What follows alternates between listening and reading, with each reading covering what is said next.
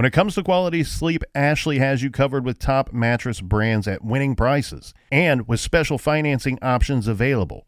You can snooze now and pay later. Plus, your mattress purchase helps give the gift of better sleep to children in need and U.S. Special Operations Forces. Visit your local Ashley store or shop online today and make every snooze count. Financing is subject to credit approval. See store or ashley.com for details. Dreaming of overseas adventures or connecting more deeply with family from afar? Rosetta Stone bridges the language gap. I've tried others, but Rosetta Stone's immersive lessons and voice feedback technology are game changers. Dive into 25 languages by learning intuitively, just like when you were a kid. And here's the holiday sparkle. Grab a lifetime membership now and save 50%. Gift yourself the world. Head to rosettastone.com now and save 50%.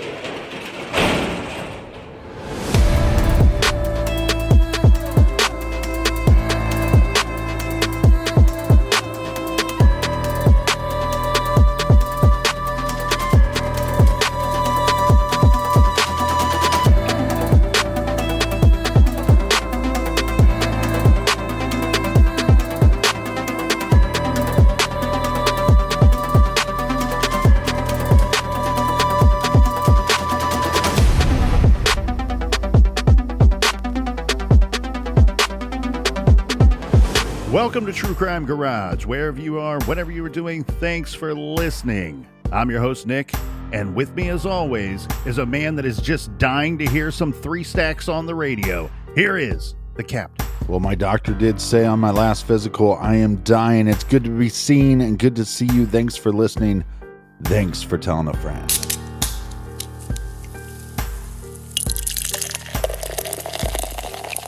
Today, we are still sipping on some foreign raspberry blonde by the unique folks over at Odd 13 Brewing Company. That's in beautiful Lafayette, Colorado. This is a refreshing and lightly tart blonde ale made with hundreds of pounds of raspberries. Super delicious. ABV 6.3%, garage grade 3 3/4 bottle caps out of 5. And let's give some praise and thanks to our friends that helped us fill up the fridge this week. First up, a big cheers to Chris, who is in the Poconos. And a big "We Like Your Jib" goes out to Alicia Russ in West Cornwall, Connecticut. And last but certainly not least, we have Marion in Springfield, Virginia. Thanks to everybody for going to truecrimegarage.com and clicking on the donate button and filling up the fridge for this week's beer run. Yeah, BWERRUN beer run. If you haven't subscribed to our YouTube channel, make sure you do that. We're adding more true crime content. Must see true crime content, so check that out. Subscribe at YouTube at True Crime Garage. And Colonel, that's enough of the business. All right, everybody, gather around, grab a chair, grab a beer. Let's talk some true crime.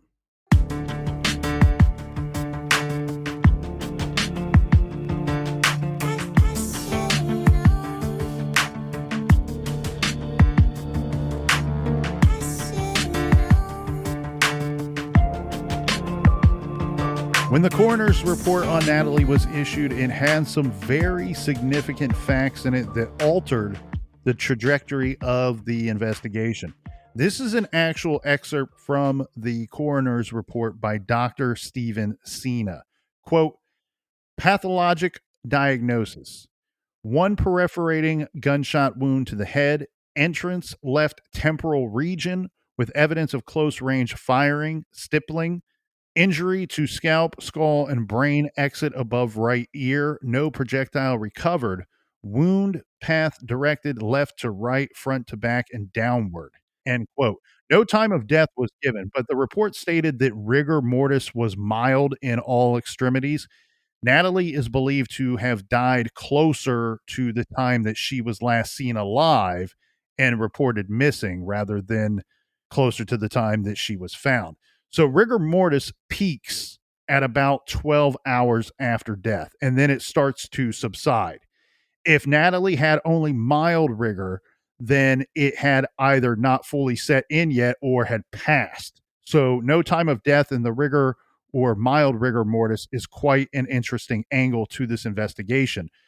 It's interesting when you review the science of the investigation. Remember, you go back a couple weeks ago on True Crime Garage, on the beautiful True Crime Garage radio dial, to the Brown's Chicken Massacre. Remember, the bodies were found in walk-in coolers and freezers. The temperature in this case was in the 30s at the time that she left her home around noonish. And then the temperature drops to the low 20s pretty quickly from there and stays really cold until about noon the following day.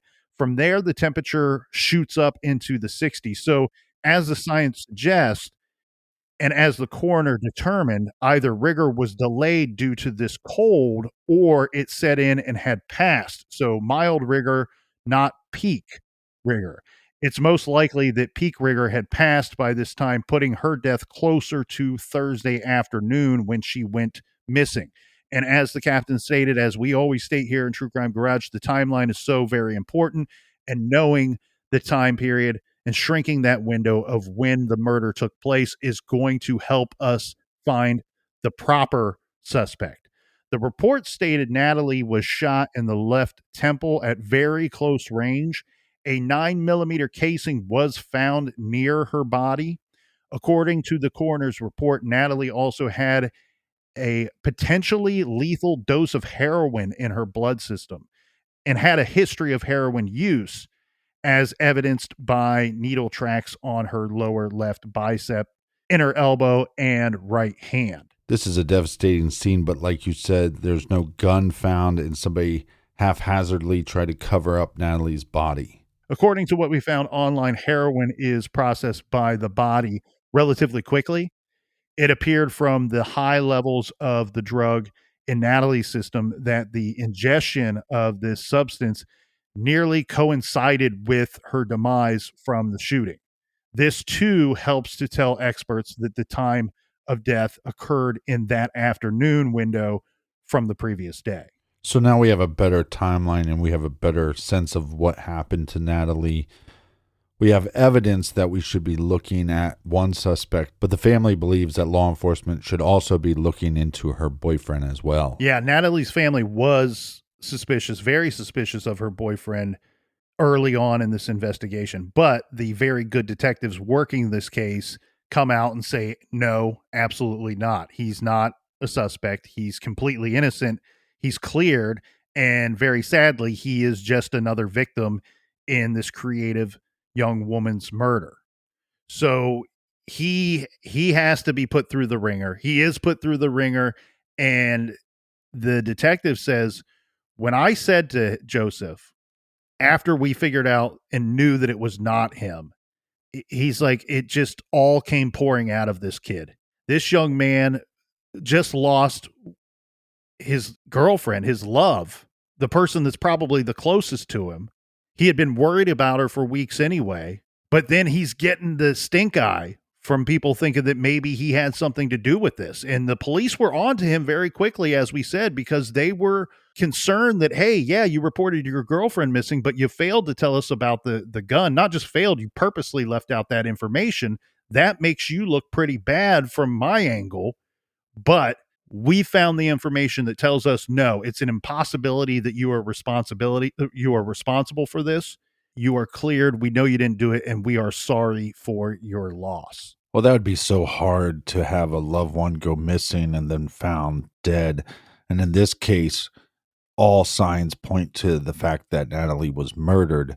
To know that you're going to become a suspect, that would be very difficult to deal with, especially if you know you're innocent. You're going to be thinking, hey, law enforcement, do your job and go after the right person. Or in this case, there's so much suspicious activity online coming from Sean, but you have to let law enforcement do their due diligence.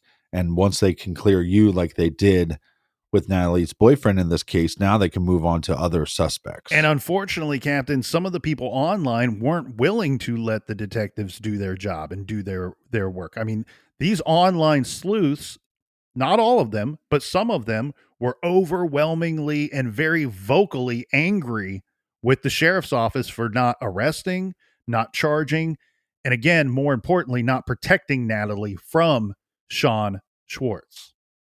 But here we go, Captain. Here we go. This is just another example that sometimes life stops on a dime. So on February 8th, remember the murder took place late December. For all of January, the detectives and the sheriff's office has the online sleuths and the online community all over their backs for not arresting Sean Schwartz. On February 8th, it looked as though the police might have the answers to all of the questions that everybody was wanting to know here in this case, why they hadn't arrested Sean Schwartz. And that's because they publicly announced they did make an arrest in the case on February 8th, and they were charging someone with murder in the first degree, but it wasn't Joseph, the boyfriend. And to many people all over the country following this case, to their surprise, it was not Sean Schwartz.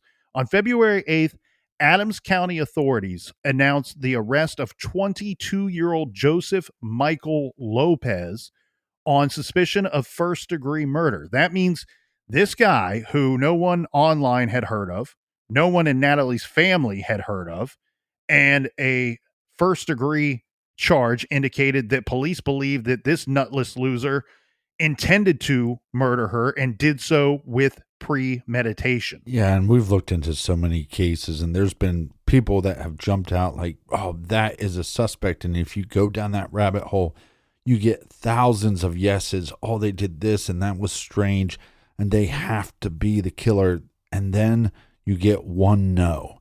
They have a solid alibi, or they're in another state, or there's some reason. There's no DNA of the individual. There's no fingerprints. So you might get 1,000 yes, but all it takes is one no, and then you have to move on to another suspect. Everyone had been fixated on this Sean Schwartz as a prime suspect, but police had been going through Natalie's phone. This is what's going to lead them, who ultimately is the suspect that they are going to arrest and charge. Well, how did this guy get on law enforcement's radar? How did they get to this guy? Well, they start going through Natalie's phone. And remember, we quoted the sheriff's department and the detectives in yesterday's episode when the case first broke, when they had a press conference explaining that we are investigating this young woman's murder. We are aware of this Sean Schwartz individual.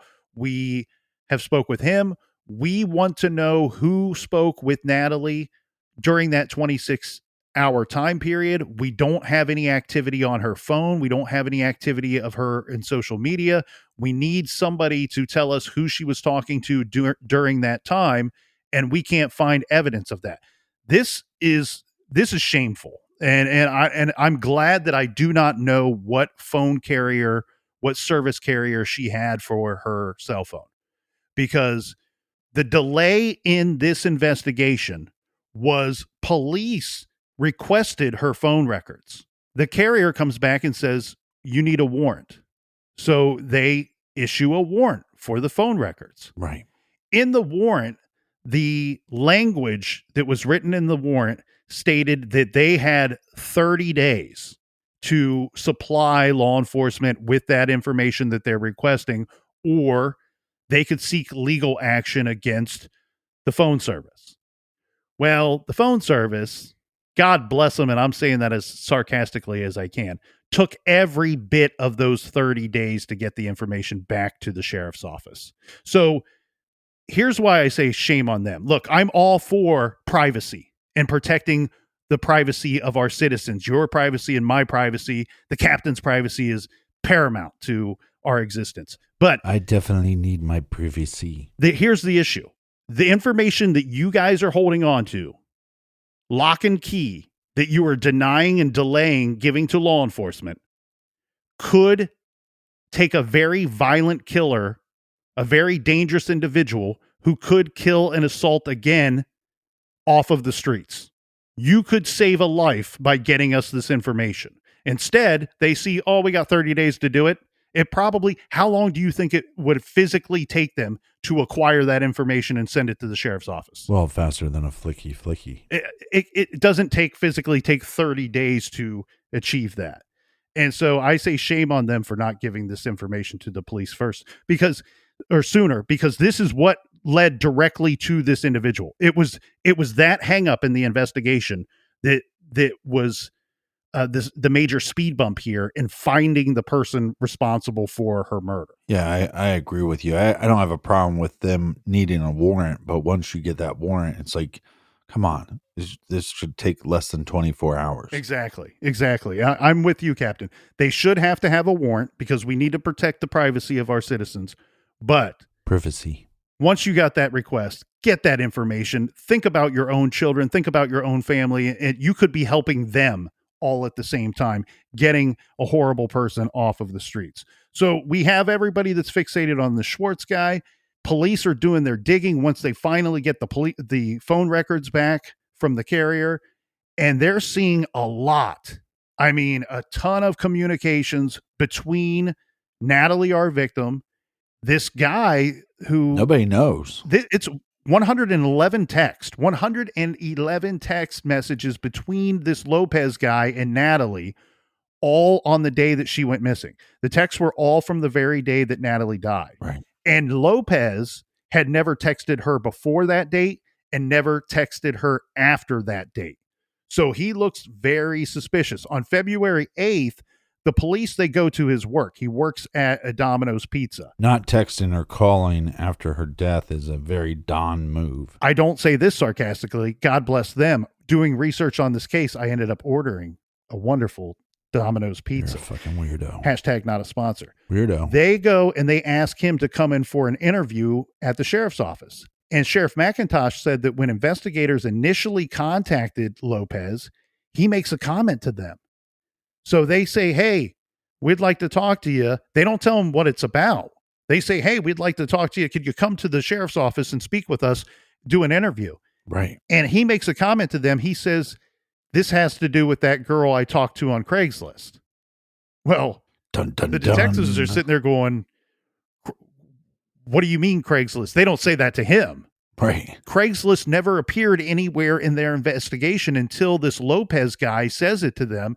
He agrees to go in and do the interview. After his interview, Lopez was arrested for the murder of Natalie Bollinger. He was appointed a public defender and held without bond. Joseph Lopez had no criminal history leading up to this point.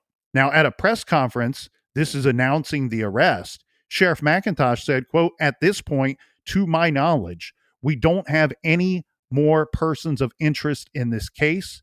He goes on to say, we believe that from what we currently see, that we have the lone suspect in this case and that Sean was not involved, end quote. Yeah, I think they had to make that statement because of the amount of harassment he was getting online. And look, and I'm not saying that he didn't deserve it. I mean, when you're posting ridiculous comments, threatening comments, when you're posting strange things, when somebody has to get a restraining order against you because they feel uncomfortable, there's reasons why he looked like a good suspect, but good for law enforcement to say, look, this is our guy, Lopez is our guy, and there's no other suspects.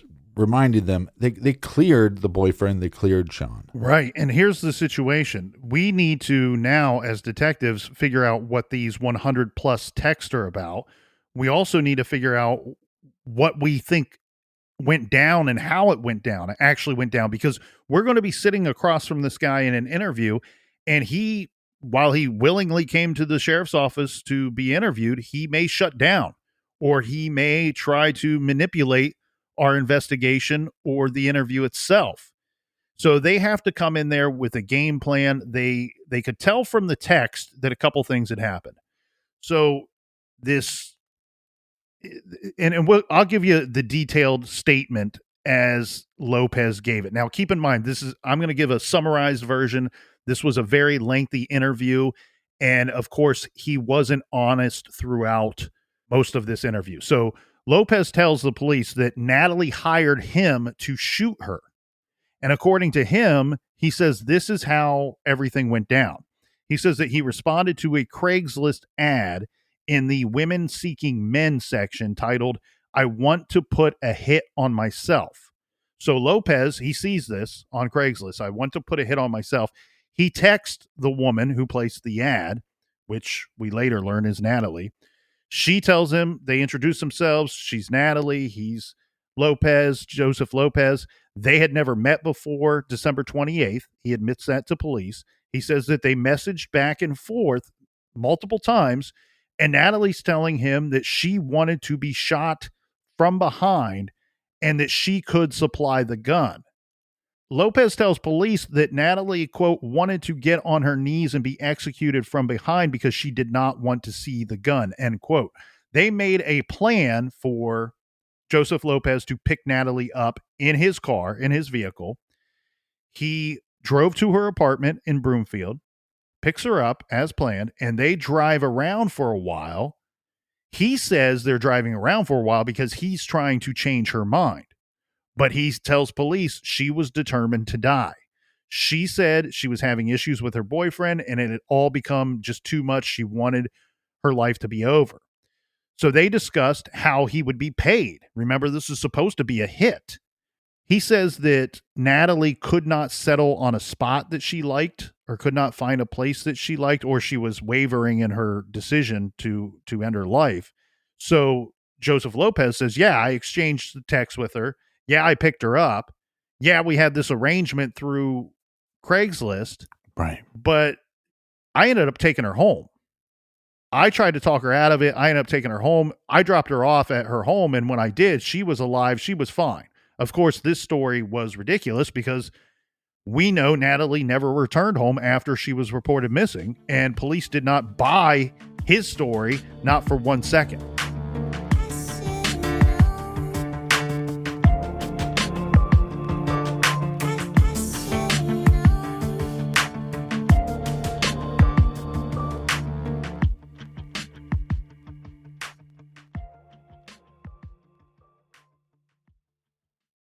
This show is sponsored by BetterHelp. Do you look forward to the holidays? Maybe you struggle with seasonal blues.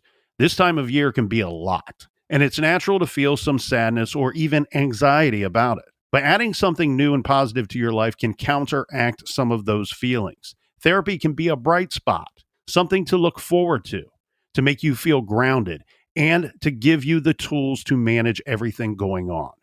If you're thinking of starting therapy, give BetterHelp a try. It's entirely online, designed to be convenient, flexible, and suited to your schedule. Just fill out a brief questionnaire to get matched with a licensed therapist and switch therapists at any time for no additional charge. Find your bright spot this season with BetterHelp. Visit BetterHelp.com/garage today to get 10% off your first month. That's BetterHelp, HELP.com/garage. Dreaming of overseas adventures or connecting more deeply with family from afar? Rosetta Stone bridges the language gap. I've tried others, but Rosetta Stone's immersive lessons and voice feedback technology are game changers. Dive into 25 languages by learning intuitively, just like when you were a kid. And here's the holiday sparkle. Grab a lifetime membership now and save 50%. Gift yourself the world. Head to rosettastone.com now and save 50%. Hey parents, Greenlight is here to take one big thing off your to-do list, teaching your kids about money. With a Greenlight debit card and money app of their own, kids and teens learn to earn, save, and invest. You can send money instantly, set flexible controls, and get real-time notifications of your kids' money activity. Set up chores and put allowance on autopilot to reward them for their hard work. Then learn about the world of money together. Get 1 month free when you sign up at greenlight.com/podcast. You can start your day off right when you find a professional on Angie to get your plumbing right first. Connect with skilled professionals to get all your home projects done well. Visit Angie.com. You can do this when you Angie that.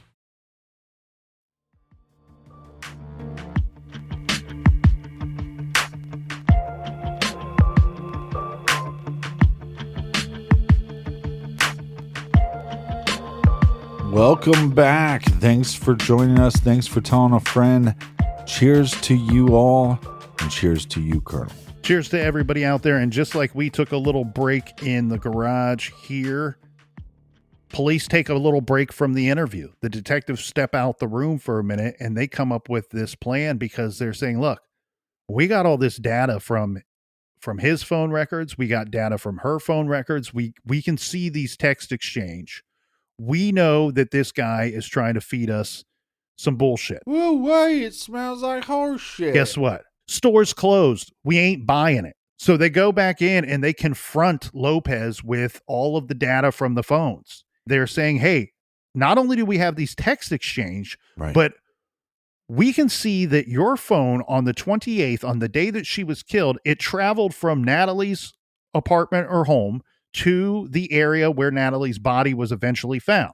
And that's when Lopez says, okay, you got me. I was there, but she shot herself in the head. The cops say, nope, we have the science, the trajectory of the bullet. And that's why we went through that portion of the autopsy. Clearly indicates. Right. It'd be impossible for her to do it herself. Exactly. She could not have physically, no human being could have physically done that to themselves. Mm-hmm. So he's going to slowly, you see, as he progresses, he puts up and tries to explain things away, making him sound innocent, and police keep shooting everything down and pointing out, no, you're wrong. This is not right. This couldn't have happened this way. No matter what you say, we have the evidence to back it up. He's progressing a little bit, right? Before he wasn't there when she was now he's there when she was killed, but she killed herself. Police say, no, that didn't happen. He inches in and he says, okay, she convinced me to do it. I did the deed. She convinced me to do it. He says that he stopped the car at the spot that they found her on Riverdale Road. And this next part is from CBS News, where he says she knelt down on the ground and he knelt down along her left side and slightly in front of her. This, according to court records. He said they said a prayer. He got up and closed his eyes and he fired the fatal shot. Lopez used the gun Natalie had given him to shoot her in the head. Then he took the gun and her purse and he leaves the scene. Bizarrely enough, he ends up going into work to Domino's to work his shift afterward. He ends up leaving at some point, leaving his shift early that night.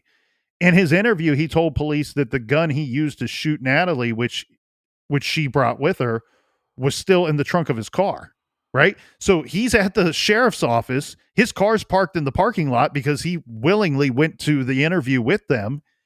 And he says, yeah, the gun that I shot her with is in the trunk of my car. And they go out and they check his car. Boom, the gun's right there in his trunk. Her purse is right there. He hid these items under the spare tire in the trunk, but they recovered them. He tells them where they can find them. So now police had to look into this question about Lopez telling the truth, right? The Craigslist ad cited by Lopez had mysteriously vanished, of course, by this point. Yeah. Police, though, had the benefit of having Natalie's phone information, so they could see the content of the text and whether it was true that she hired him to murder her. The investigators did state publicly that it was confusing because while some of Natalie's confidants said she had suicidal ideations, others said she was happy and had overcome her demons. So they're trying to sort through and figure out what portions of Joseph Lopez's story is truthful and what portions of his story are a flat out lie. Can you imagine being law enforcement during the initial interrogation? You know he's feeding you a line of shit, but he is feeding you something. And so you have to have this mindset of, well, I need to dismiss some of these things, but let him know, hey, it's okay for you to eventually tell us the truth. I mean, that'd be a very difficult situation to navigate if you're law enforcement. Because I think I'd be so angry with him that I just want to rip his damn face off. Yeah, Sheriff McIntosh said at the press conference that Lopez and Natalie had a brief social media type relationship. The arrest warrant affidavit makes clear that their relationship was not sexual in nature, and indeed they had never met prior to December 28th. So a little bit more on those text messages here, Captain. So the information that the detectives obtained finally, that there were 111 text messages to and from an unknown number, from Natalie's phone to and from an unknown number. And we later learned that that is Joseph Lopez's number. This starting at 10:58 a.m. on that very sad day. There was another flurry of messages around 12:20 p.m. Remember, we have her boyfriend that later reports her as missing. So there were people, the boyfriend and her family and friends were in contact with Natalie that day. And again, peaks and valleys. I think I got the impression anyway that a couple of them were kind of purposely checking in on her and keeping an eye on her, even if it was from a distance.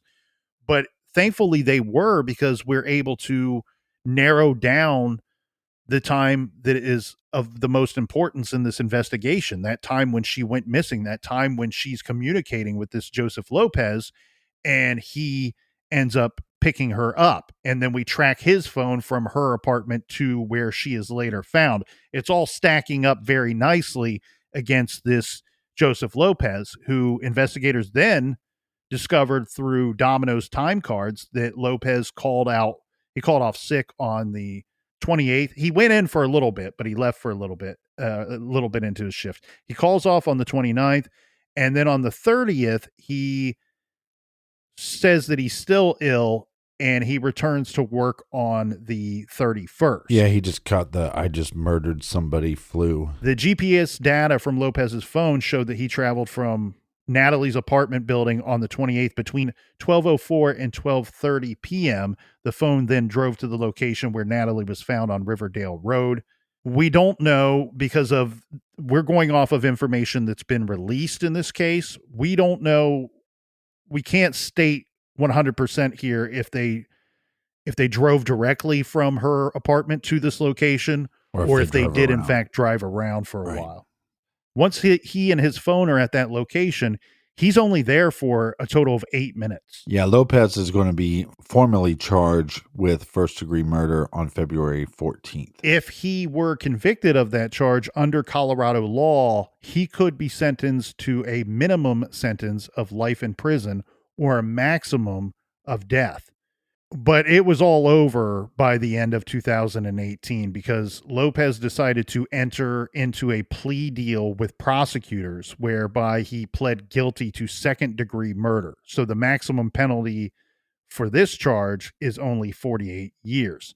The judge, Roberto Ramirez, sentenced the then 23-year-old Joseph Lopez to the maximum sentence, 48 years in prison. This sentence of Lopez definitely upset her family, but I think one of the things that you have to consider when you're law enforcement is if you get him to plead guilty and get 48 years sentence, then there's a lot of information about Natalie that might not have to come out in court. Yeah, Natalie's family was not happy. In fact, in the sentencing hearing, Ted Bollinger ripped into Lopez, addressing him directly, saying, "You took advantage of my daughter. She was vulnerable and drugged. You premeditated, brutally shot, and killed my baby. I asked for an eye for an eye.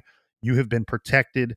The Bollinger family had no say in this. This is a deal with the devil."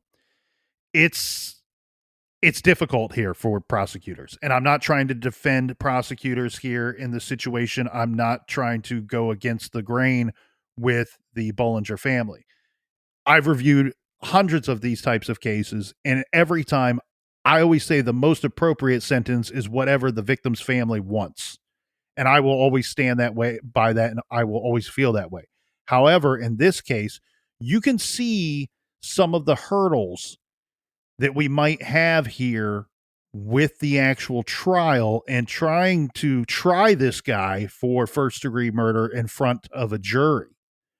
There is evidence of this young woman asking him to pick her up. There is evidence of her saying that she can provide a gun. And you don't want to get too far into the weeds at that trial and somebody on the jury going, well, this just looks like assisted suicide. This guy's being way overcharged. But here's the thing. At the end of the day, the detectives know what happened here. The prosecutor knows what happened here. The family knows what happened here. It's heartbreaking. There's no perfect sentence for Joseph Lopez. There's no perfect sentence for any murderer out there that satisfies everyone. and here the complications, or what could have been complications with the trial. This guy could have ended up getting a lot less time in prison. And I'm telling you, this guy is much more dangerous than he looks on the surface. Definitely. And police know that. They said, look, this guy, we reviewed his past. We went through his old journals. This guy was obsessed with the thought of killing somebody. And when he saw that Craigslist ad that was posted that morning, he saw an opportunity. He saw an opportunity to do something that he had always thought about doing.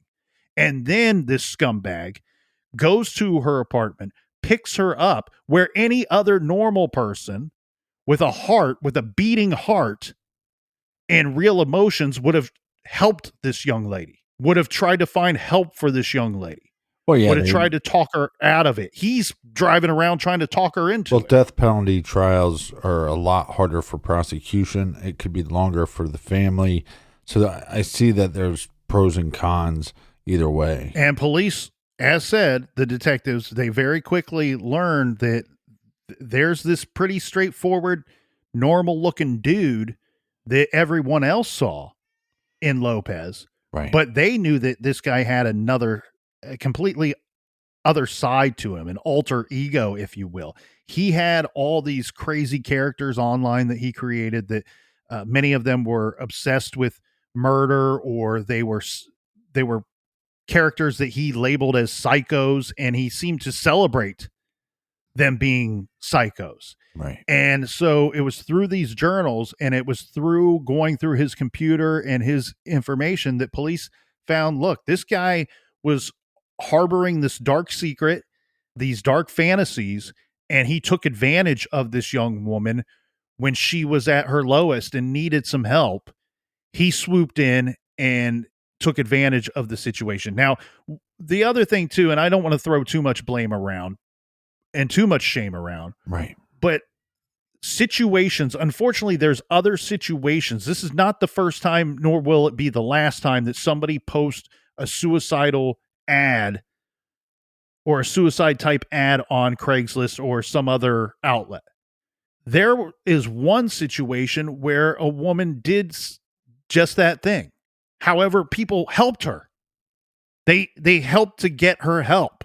Right. One thing that I didn't like when reviewing this was the detectives stated that after getting this information from Lopez, they were now able to go to Craigslist and figure out what had happened and confirm that part of his story. There's like a 4-minute death window there, Captain. That's you review these cases and they're heartbreaking, but there's these little pieces, these little tiny nuggets of information in these cases that are even more heartbreaking. It was a 4-minute death window. She posted that ad. He responds to it 2 minutes later. 2 minutes after he responds to it, it's flagged and removed from Craigslist. A lot of people looking into this case wonder if that post is real, and obviously it was. But you'd think with these algorithms and everything, they'd be able to flag these even faster. Right. Not just flag them faster, but you wonder, well, I don't wonder. My reaction to that is, isn't there something more they can do than just remove the ad?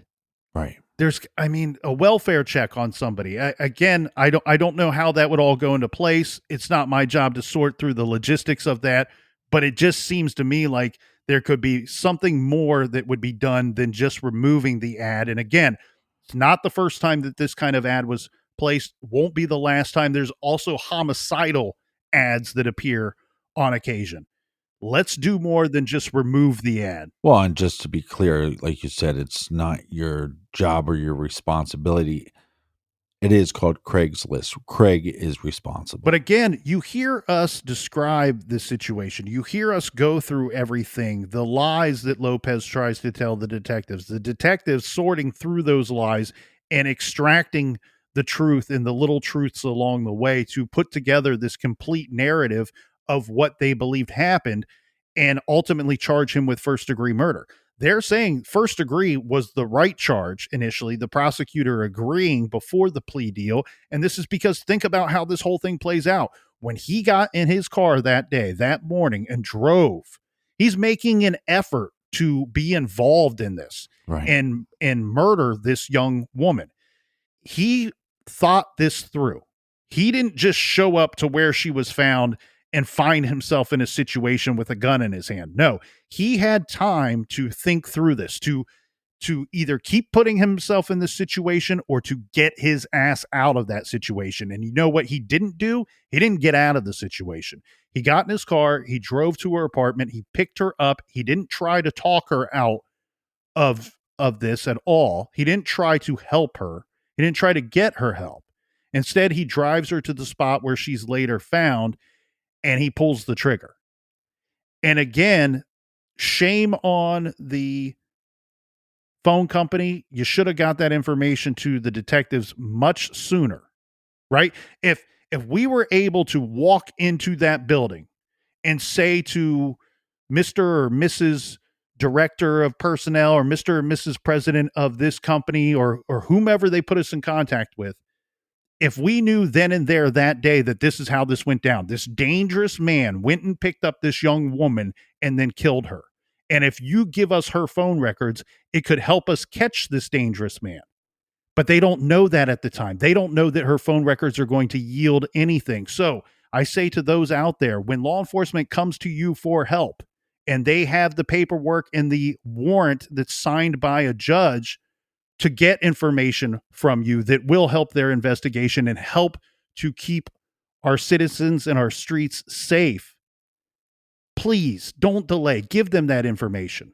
This guy, if he had done this, we know he did this. We know he participated in this. We know that it was premeditated by the definition of premeditation. He thought this through and continued to push the situation forward. Who's to say that he wouldn't have just started killing people the next day? Right. Who's to say what this guy would have done? What we do know is when he leaves that crime scene that day, leaves Natalie there that day, guess what he has now in his possession? A gun. A firearm. He has the ability to do what he's been thinking about doing for all these years. All that sick stuff that they found in his journals, talking about torturing people, killing women. He's got a firearm now. He's got a gun now. And it ain't in his name. He's got a gun that they very likely cannot trace back to him if they don't find it on his person.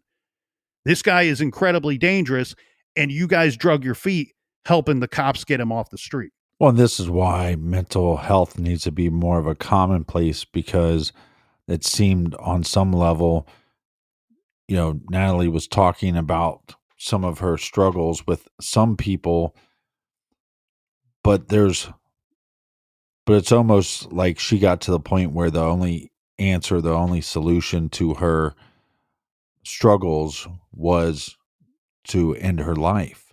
And I think if we make mental health definitely something that's more commonplace, not only can we talk about the struggles, but we can also talk about like overcoming these struggles, and that not every person that has dealt with drug addiction or dealt with depression has it ended in suicide.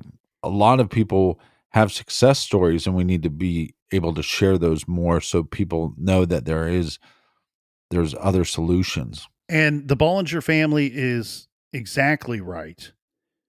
A heavier sentence, greater consequence for Joseph Lopez, certainly warranted and would be ideal.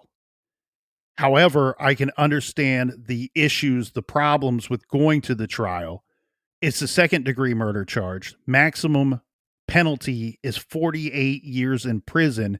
Thankfully, the judge gives him the max of 48 years in prison, and I'm hoping that 48 sticks, because keep in mind, Joseph Lopez was only 22 years old when he was charged with Natalie's murder. That will make him about 70 years old when he's able to get out of prison, and I hope they keep him there every minute of that maximum sentence. It's all around a sad case. It's all around a sad story. The one bright spot is, thankfully, at the end of the day, they got the right guy for this murder.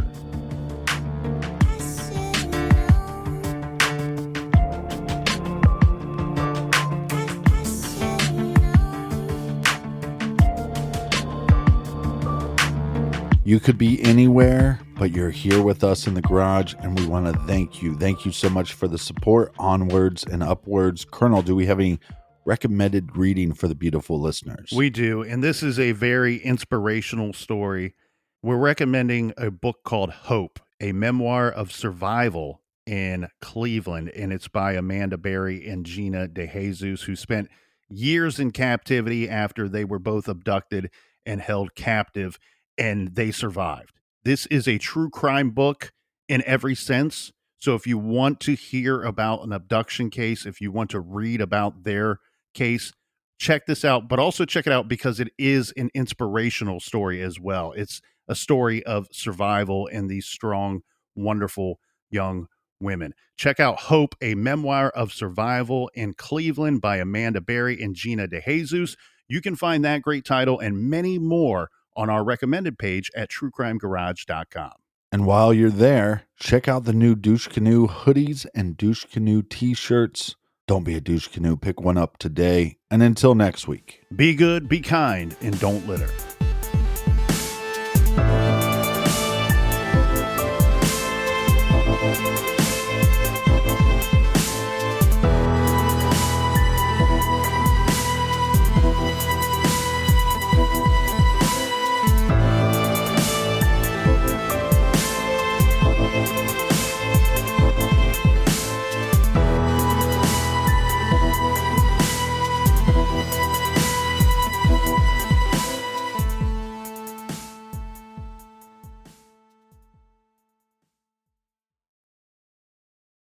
Hey parents, Greenlight is here to take one big thing off your to-do list, teaching your kids about money.